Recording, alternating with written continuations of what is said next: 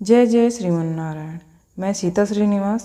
आज मैं आप सबको बताऊंगी ज्योतिया व्रत क्या है, ज्योतिया व्रत कैसे करें, ज्योतिया व्रत की पूजा विधि क्या है और इसमें किन किन बातों का विशेष ध्यान रखना चाहिए। तो ध्यान से सुनिएगा। हिंदू धर्म में ज्योतिया व्रत का बहुत अधिक महत्व होता है। इस व्रत में महिलाएं संतान की लंबी उम्र के लिए व्रत रखती हैं। इस व्रत को जितिया, जीवित पुत्रिका, जीमुत वाहन व्रत नाम से भी जाना जाता है और यह व्रत 3 दिन तक चलता है। हर साल अश्विन मास के कृष्ण पक्ष से इस व्रत की शुरुआत हो जाती है और व्रत का समापन अश्विन मास के कृष्ण पक्ष की नवमी पर होता है। जीवित पुत्री का व्रत संतान प्राप्ति और उसकी लंबी आयु की कामना के साथ किया जाता है।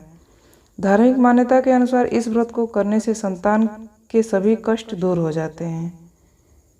अब मैं आपको बताऊंगी जीवित पुत्री का व्रत पूजा विधि क्या है, तो ध्यान से सुनिएगा। सुबह जल्दी उठकर स्नान करना चाहिए। स्नान आदि करने के बाद सूर्य नारायण की प्रतिमा को भी स्नान कराना चाहिए। धूप दीप आदि से आरती करें और इसके बाद भोग लगाएं। मिट्टी और गाय के गोबर से चील व सियारिन की मूर्ति बनाएं। कुशा से बने जीमूत वाहन की प्रतिमा को धूप दीप चावल पुष्प आदि अर्पित करें। विधि विधान से पूजा करें और व्रत की कथा का अवश्य पाठ करें। ज्योतिया व्रत की कथा अवश्य सुनना चाहिए और पाठ करना चाहिए। जो पाठ नहीं कर पाती हैं उनको सुनना चाहिए, सुनना जरूरी है। व्रत पारण के बाद दान जरूर करें। व्रत पारण करने के बाद पंडित को कुछ दान में दे देना चाहिए, ब्राह्मण को।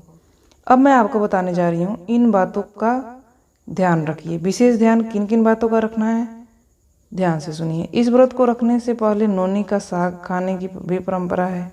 कहते हैं कि नोनी के साग में कैल्शियम और आयरन भरपूर मात्रा में होता है, जिसके कारण व्रती के शरीर को पोषक तत्वों की कमी नहीं होती है।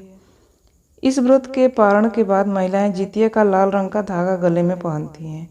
व्रती महिलाएं जितिया का लॉकेट भी धारण करती हैं। पूजा के दौरान सरसों का तेल और खल चढ़ाया जाता है। व्रत पारण के बाद यह तेल बच्चों के सिर पर आशीर्वाद के तौर पर लगाते हैं।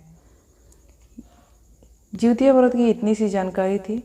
ये जानकारी आपको कैसी लगी? इस तरह की जानकारियाँ पाने के लिए इस चैनल को सब्सक्राइब कर दीजिएगा। आपका दिन शुभ हो, आपका दिन मंगलमय हो, आपकी सभी मनोकामनाएं पूर्ण हो। इसी आशा और विश्वास के साथ इस वीडियो को समाप्त करती हूँ। जय जय श्रीमन नारायण।